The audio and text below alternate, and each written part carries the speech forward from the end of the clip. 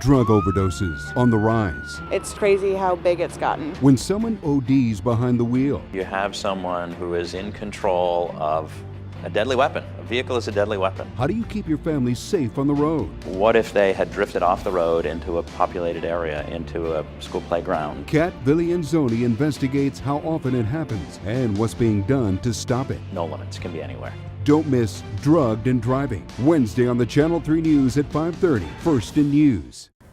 As Vermont grapples with the opiate crisis, drugged driving is a growing concern. Now, by the end of October, 250 people had been charged with driving under the influence of drugs or a combination of drugs and alcohol this year.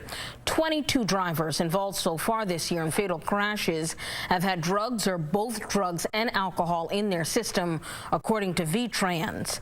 Not all of those drugs are opiates, but a growing number of them are. Two recent overdose cases narrowly averted tragedy on the roads. Kat Villianzoni has been digging into the problem and joins us live from South Burlington.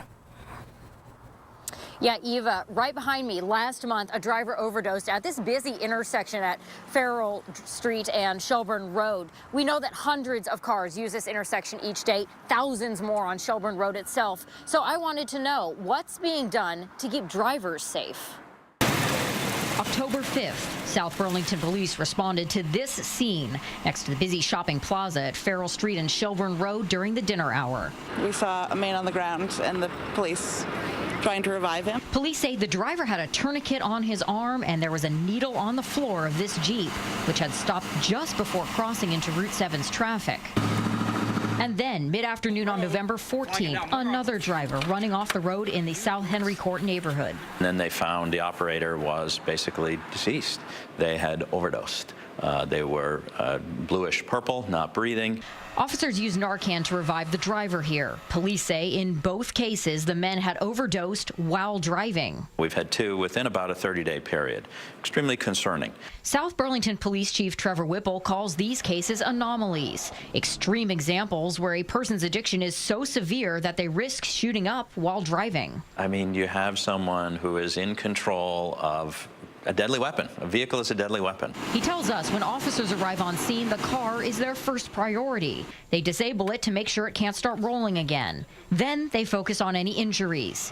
He says they've been lucky that in both of these cases, only the drivers needed an ambulance. What if they had drifted off the road into a populated area, into a school playground?